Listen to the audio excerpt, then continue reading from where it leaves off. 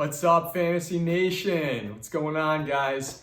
I know it's been a crazy off season. I've kind of been off the grid here with the fantasy channel, so apologies. But my wife and I have been pretty busy. We just welcomed our first daughter to the world, Miss Lily Ray Kitchen. So very exciting stuff and a lot going on the personal front.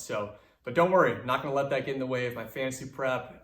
Certainly not going to let that get in the way of the fantasy channel here.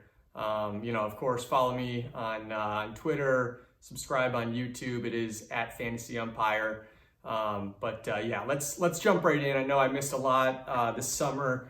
I'd like to go through each division, starting with the AFC conference and then going over to the NFC and just take it team by team, looking at coaching moves in the offseason that might have some fantasy impact. Some key players leaving, some key players arriving, go over some fantasy spotlights, and then of course taking a look at week one, which is only a few days away. We're 3 days away from the Rams taking on, I'm drawing a blank now, Rams and Bills on Thursday Night Football. So Bills traveling to LA, taking on the Rams, the beautiful SoFi Stadium. So looking forward to that game, of course, kicking things off, and then the first NFL Sunday coming up here in just 6 days. So exciting time. I wanted to hop on and kind of give my team by team preview before the start of the season here. I know a lot of people have already finished their drafts. A lot of people have drafts coming up in the next couple of days. I personally like to wait, and I like to do my drafts a day or two before the season starts, just because so much can change. There's still news coming out, a couple of injuries here and there, but for the most part, this is when all the beat writers start to get in their final predictions, and I like to kind of read between the lines there and get any sort of competitive advantage that I possibly can. So if you've already drafted, this is still relevant. This is good stuff. If you're into daily fantasy, FanDuel, if you have any sort of prop bets you're looking at, this is helpful because again, I'll be looking at some week one matchups as well and get my predictions in for who's going to win those. And then if you haven't drafted, this is super relevant because I'm going to take you through some of the fantasy spotlights for me on each team and, go over one thing that I think is really important that a lot of fantasy analysts don't really touch on, which is coaching changes, new schemes, new styles, teams going from pass heavy to run heavy, like the Packers, in my opinion, teams going from run heavy to pass heavy, like the Vikings are going to, in my opinion. So I'm going to touch on that. And again, I think it's something that kind of goes under the radar or is overlooked oftentimes in fantasy. So let's start with the AFC East. This is a tough division to kind of put my finger on. I'm not really sure who I want to invest in other than the Buffalo Bills. And again, one thing that is important is making sure that you have the right exposure to certain teams. And what I mean by that is you want exposure of teams with high-powered offenses, like the Bills, like the Rams last year. I'm not totally sold on the Rams this year just yet because of Stafford's elbow, but teams like that, the Ravens were sort of like that a couple of years ago. They fell off last year. The Vikings will certainly be a team that I want a lot of exposure in. San Francisco, the Broncos, the Chiefs, the Chargers, the Raiders. So, looking at the AFC East, there's one team that I want clear exposure to, and that's the Bills. Of course, you can always find some diamonds in the rough on bad teams, and a lot of times with bad teams, especially with the running backs, you see more check downs and dump offs because they're playing from behind. And so players like DeAndre Swift on Detroit, that's where he gets the majority of his fantasy relevance, or at least a good portion of it last year. Teams playing from behind, they're in catch-up mode, dump off city to Swift, and he was a PPR monster. So not always the case, but typically you want exposure to the high-powered offenses because, of course, there's going to be more scoring opportunities there. And so we're going to start with the Buffalo Bills. McDermott's coming back for his sixth season with the Bills. It's going to be pretty much the same offense. I know they lost Brian Dable. He's now the head coach of the New York Football Giants, my team. Super excited to see him in blue, but leaving the Bills is not really going to change much. You may see a slightly different philosophy, but McDermott's still there. They promoted Ken Dorsey to offensive coordinator, and Ken has been there for a couple of years now as the quarterback's coach, passing game coordinator last season. It's going to be more of the same for this Bills team. They're going to light up the scoreboard. We're going to see Josh Allen just sort of take over games. I think James Cook will be a factor, especially later in the season, in the second half. But all it's going to take is a Singletary injury. Maybe Zach Moss, if he's even a part of this backfield right now. I think it's more of a two-man committee than three. But, Zach Moss is certainly going to steal some of those goal line carries away from Cook and Singletary. So, if either one of those guys gets hurt, especially if Singletary gets hurt, because I do expect him to be the main passing down back, that bodes well for James Cook and makes him an instant top 20 running back play with top 10 upside every week. So he's a guy that I'm targeting, but certainly not too early in drafts because, again, you're relying on that injury. And I think that's a silly way to play fantasy if you're going to rely on running backs getting injured. They certainly are likely to do so throughout the season. But I wouldn't expect it, especially early on, because it could happen at any point in time. But yeah, I'm all over Diggs this season. Gabriel Davis, as long as he slides far enough. He was going pretty high in drafts earlier in the draft season. He's now coming back down to earth a little bit with his ADP. So I'm certainly going to be taking a look at a few shares of him as we get to the final days of draft season here. But yeah, fire up that entire offense. I think Dawson Knox was lucky with his touchdowns last season, so I think we can expect some negative touchdown regression for him. Still a top 10 tight end play, but closer to the back end of the top 10 at that position. And I think, I'd rather have a higher upside guy like Alberto, maybe let Dawson Knox go somewhere else and take a stab at Isaiah Likely late in drafts. Even Dallas Goedert a few rounds earlier to me is a better investment than waiting at, tight end 8 or 9 for Knox. But, solid option there if you're waiting on tight end, but definitely not a target for me. And again, they're taking on the LA Rams week 1 in LA. I think the Bills beat them. I think this Rams offense, they have a few new pieces. Allen Robinson's coming over from the Bears. I don't expect that offense to look too different. I'm nervous about Stafford's elbow long-term, not so much short-term, but I think the Bills are the team to beat in the AFC, and I think they come out guns blazing week 1. I think they beat the Rams pretty handily. I think it's a high-scoring game, but I expect them to win by at least 7. So we shall see. And then moving on, the rest of this division is scary and not really in a good way. We don't really know what we have with the Pats, the Jets, and the Dolphins. A lot of change there. We're going to jump right ahead to the Dolphins here.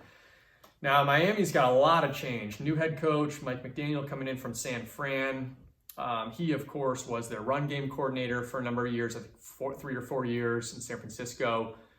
Takes over as the OC last season, but he still wasn't their main play caller. It was still Shanahan calling the shots. So, I'm more skeptical than most. I think this guy has a shot. He's clearly a bright mind in the football space, but I got to see it to believe it first. A lot of new weapons.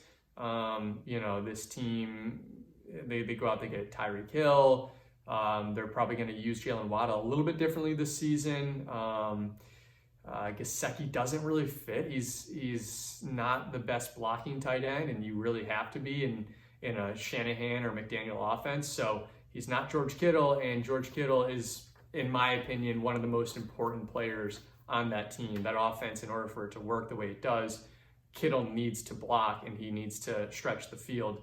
Gesicki's a great pass catcher, but he's not going to get the job done blocking, and I think the run game may struggle due to that. But, Mike McDaniel's coming over as the new head coach. They also have a new offensive coordinator in Frank Smith. So I'm not so sure this offense is one that I want to invest in right away. It could be one that I target in the second half of the season. They're going to be working through some kinks for sure. It's going to be a wide zone run scheme, West Coast style passing attack. So certainly could be one to target in fantasy, but again, I got to see it to believe it first. And Tyreek Hill is one of those flashy guys. He's going in round 2 right now in most fantasy drafts. Sometimes I see him fall into the 3rd.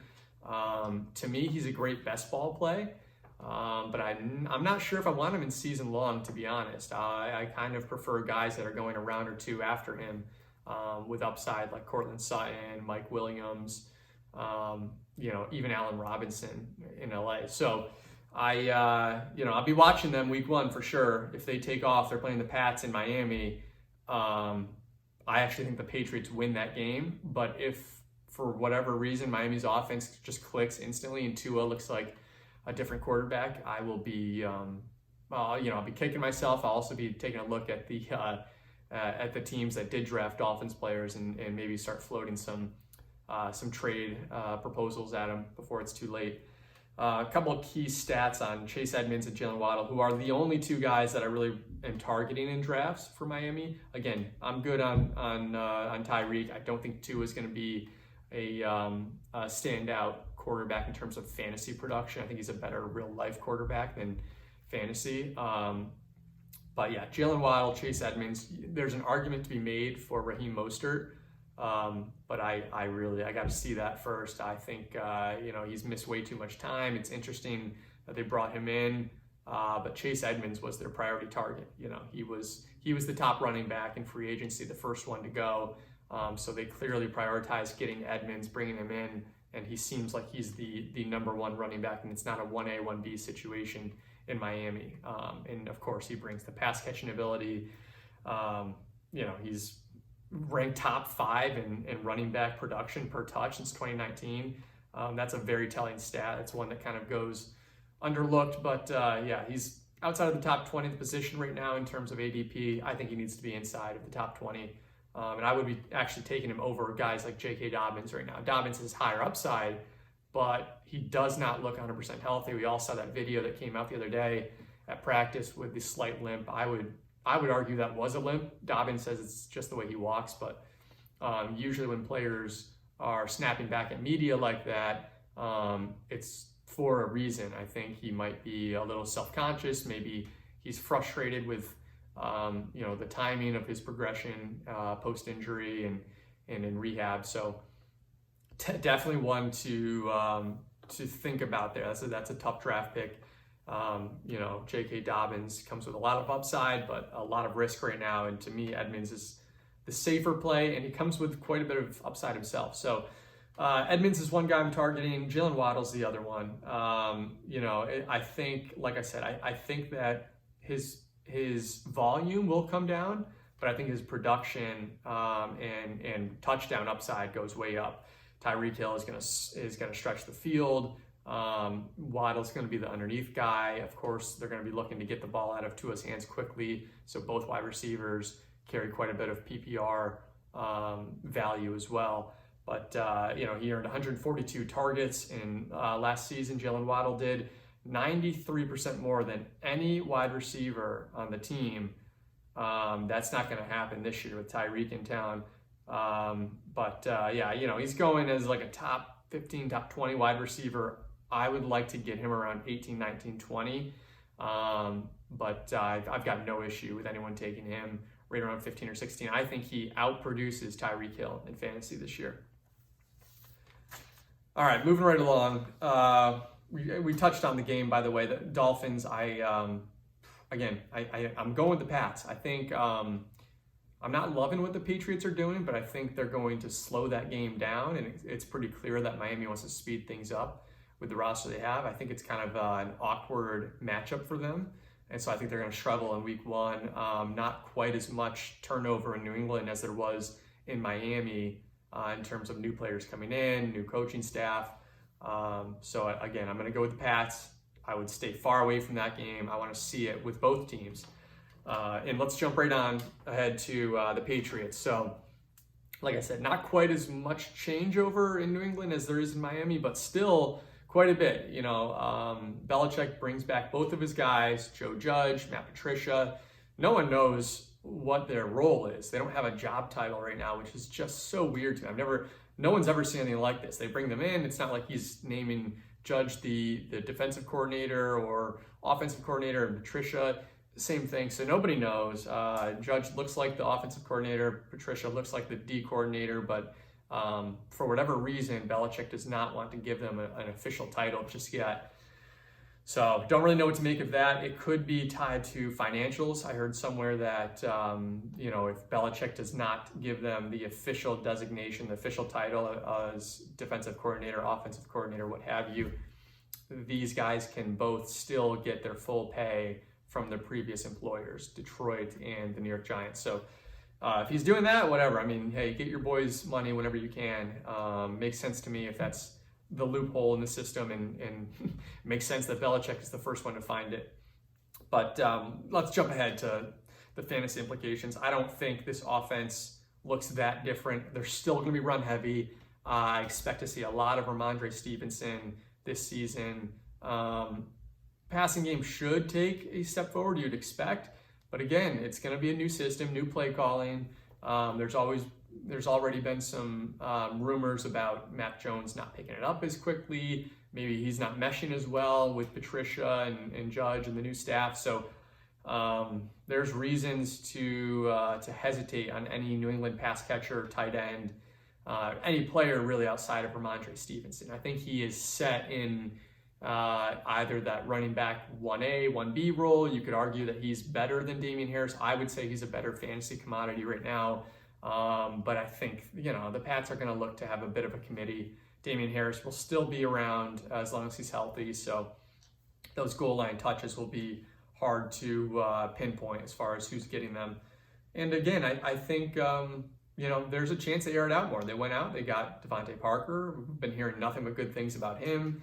Jacoby Myers is a sneaky fantasy wide receiver 3 pick right now. He is dropping further and further in fantasy drafts, and I just don't get it.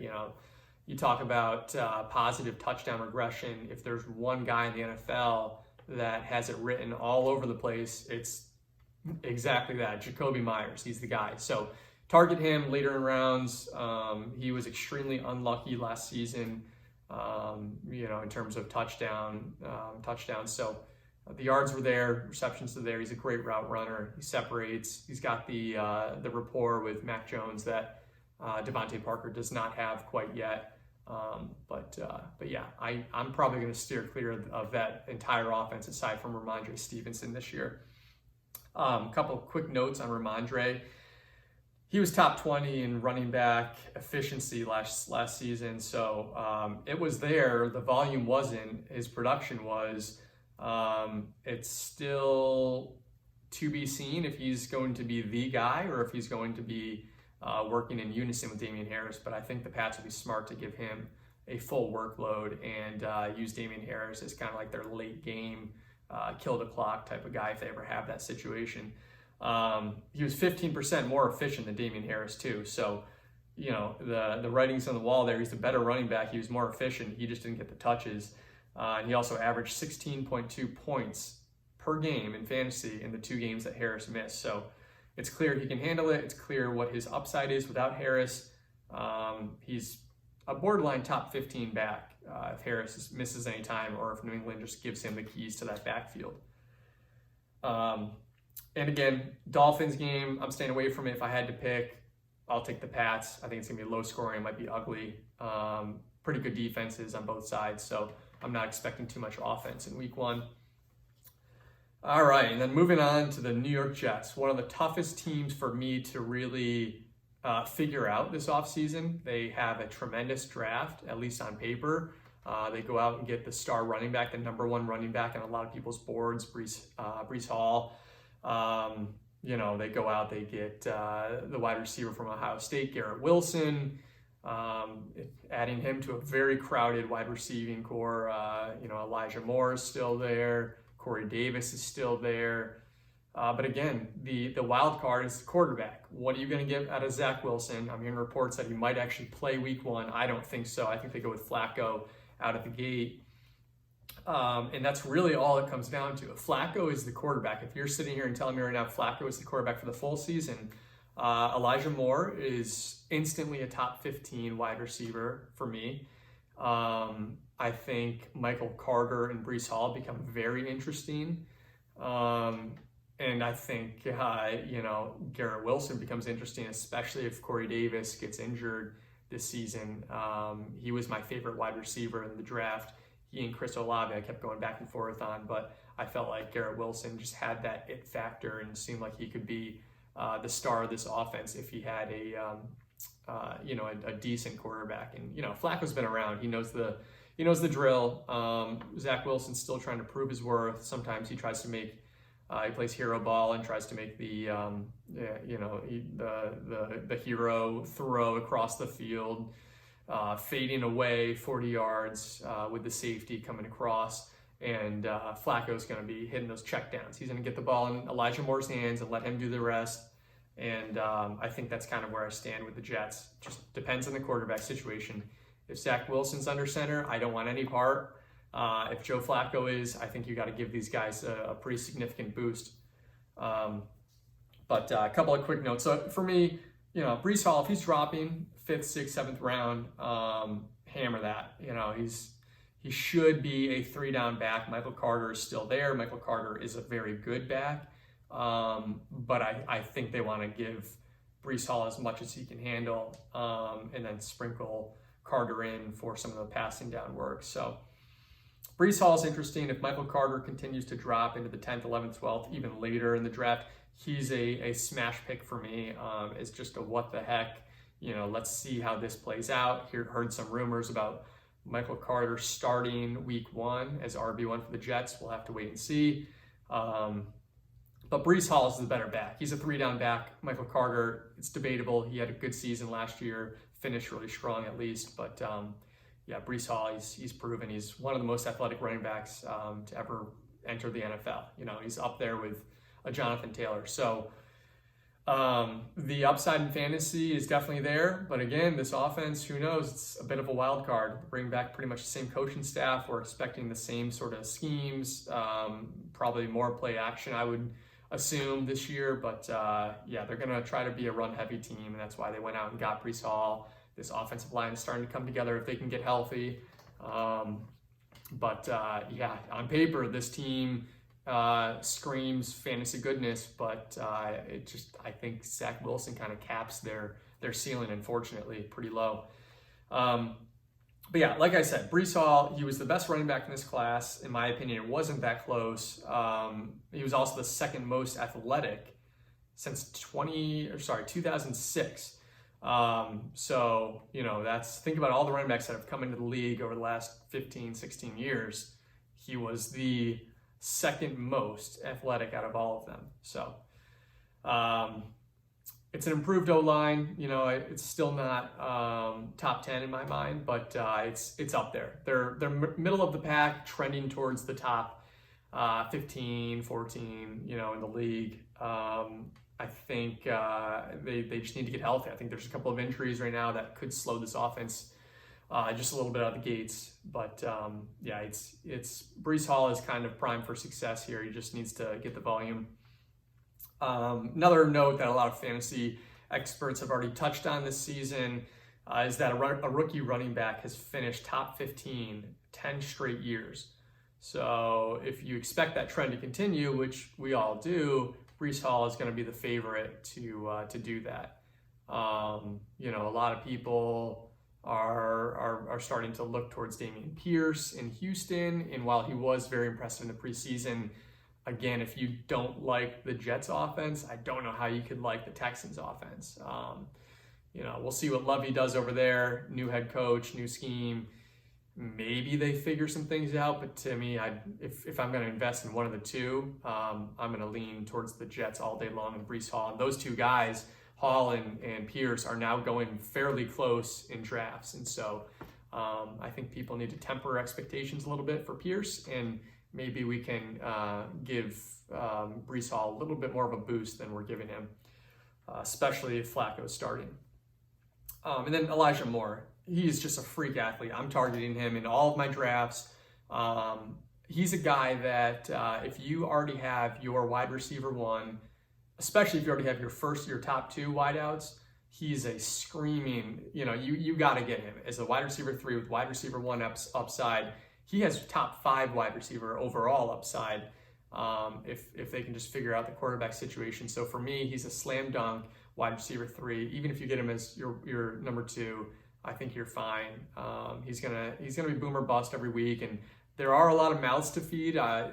Bringing Garrett Wilson in along with Breece Hall makes me a little nervous for Elijah Moore because Corey Davis is still there on the outside, and we all know the connection he had the start of last season with Zach Wilson. So I think they kind of pick up where they left off there because Corey Davis looks healthy. And, I just think that Zach Wilson's going to go to his security blanket, and that's going to be Corey Davis at the start unless something's changed in the offseason. So Elijah Moore, great play.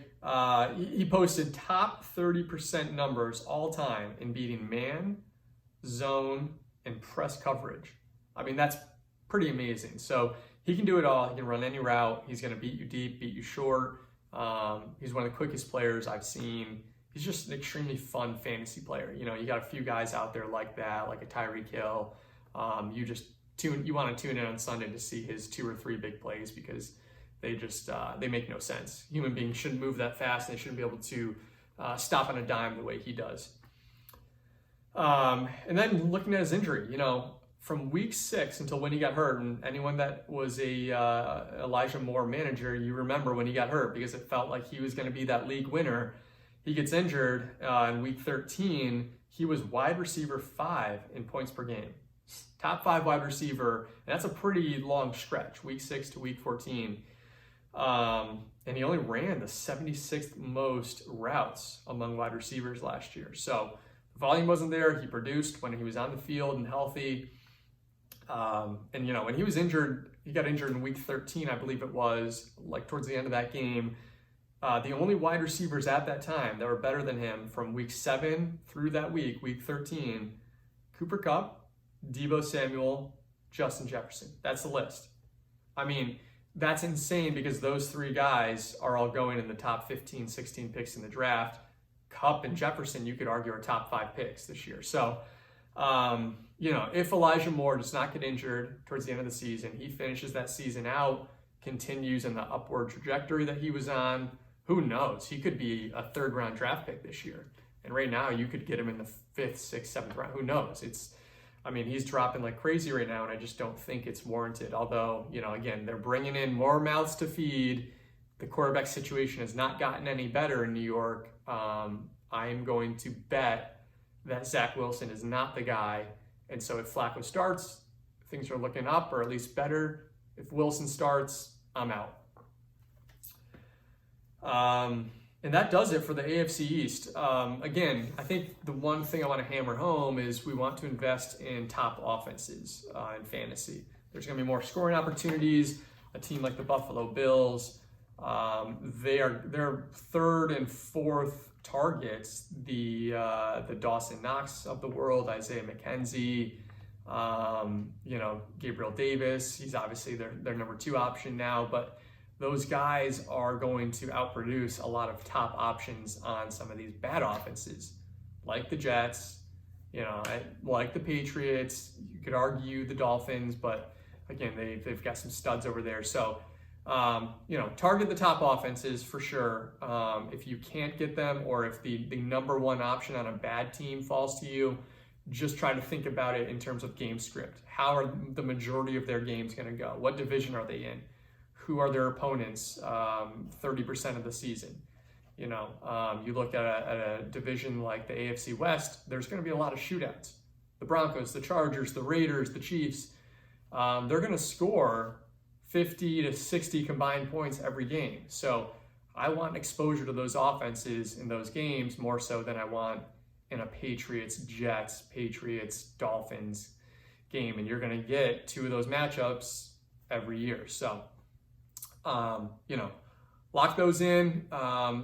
Definitely make sure that you are aware of final injuries before you draft. There's a couple out there right now.